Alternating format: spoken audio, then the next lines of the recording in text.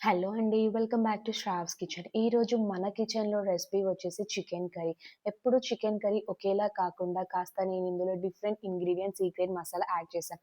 Masala add చేశాక curry మరింత టేస్టీగా, డెలిషియస్‌గా అయింది. సో, ఆ ఇంగ్రీడియెంట్ ఏంటో మీరు తెలుసుకోవాలనుకుంటే వీడియో ఎండ్ వరకు చూడండి. ఇప్పుడు మనందరి favourite chicken curry recipe start చేద్దాం. సో, ముందుగా నేనిక్కడ హాఫ్ కేజీ చికెన్‌ని తీసుకున్నాను. ఇప్పుడు మనం అందులోకి 3 టేబుల్ స్పూన్ చిల్లీ పౌడర్‌ని యాడ్ చేసుకోవాలి. అలాగే 1 ½ స్పూన్ సాల్ట్‌ని కూడా యాడ్ చేసుకొని, చిటికెడు పసుపుని యాడ్ చేసుకోవాలి. అందులోనే కాస్త 1 టేబుల్ స్పూన్ అల్లం వెల్లుల్లి పేస్ట్‌ని కూడా యాడ్ చేసుకొని, ఇప్పుడు మంచిగా మిక్స్ చేస్తూ ఒక 1 అవర్ వరకు మ్యారినేట్ చేసుకొని సైడ్‌కి పెట్టుకోవాలి. ఇప్పుడు మన మసాలా ప్రిపరేషన్ కోసం ఒక జార్‌లో కాస్తంత ఇలాచీని యాడ్ చేసుకోవాలి.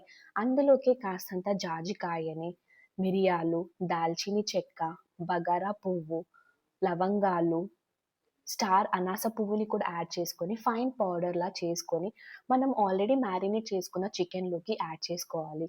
అందులోనే కాస్తన్ని ఫ్రైడ్ ఆనియన్స్, 2 టేబుల్ స్పూన్ బటర్‌ని కూడా మనం యాడ్ చేసుకొని మిక్స్ చేసుకోవాలి. ఇప్పుడు మనం అందులోకి 2 టేబుల్ స్పూన్ పెరుగుని మనం యాడ్ చేసుకొని, ఒక హాఫ్ ఎన్ అవర్ వరకు మ్యారినేట్ చేసుకొని సైడ్‌కి పెట్టుకోవాలి. ఇప్పుడు జార్‌లోకి కాస్తన్ని ఫ్రైడ్ ఆనియన్స్ నేను అందులో యాడ్ చేసుకున్నాను. అలాగే కాస్తన్ని జీడిపప్పు, 1 టేబుల్ స్పూన్ చిల్లీ పౌడర్‌ని కూడా యాడ్ చేసుకొని గ్రైండ్ చేసుకున్నాను. అందులోనే కాస్తని అల్లం వెల్లుల్లి రెబ్బలు కూడా యాడ్ చేసుకొని గ్రైండ్ చేసుకోవాలి.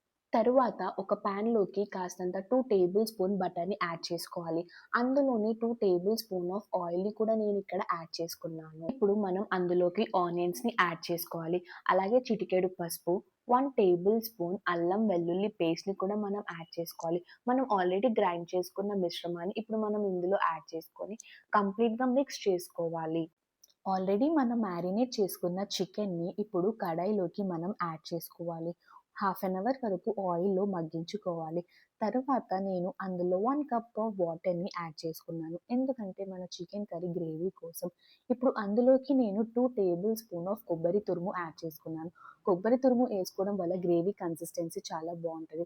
అందులోనే 1 టేబుల్ స్పూన్ ఆఫ్ ధనియా పౌడర్, కాస్తన్ని జీడిపప్పు కూడా నేను యాడ్ చేసుకొని, ఇప్పుడు అందులో కాస్తంత కొత్తిమీర, పుదీనాని కూడా యాడ్ చేసుకొని 2 మినిట్స్ వరకు లో ఫ్లేమ్‌లో మగ్గించుకోవాలి. మన చికెన్ కర్రీ రెసిపీ అనేది ప్రిపేర్ అయిపోయింది.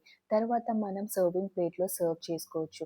ఈ కర్రీ బిర్యానీలోకి, రైస్‌లోకి, చపాతీలోకి పర్ఫెక్ట్ కాంబినేషన్. ఒకసారి మీరు ఇలా ట్రై చేయండి. చాలా టేస్టీగా, డెలిషియస్‌గా ఉంటుంది. కామెంట్ బాక్స్‌లో పిన్ చేసి చెప్పండి కర్రీ ఎలా వచ్చింది అనేది. ఒకవేళ మీకు ఈ వీడియో గనక నచ్చితే please like, share and subscribe.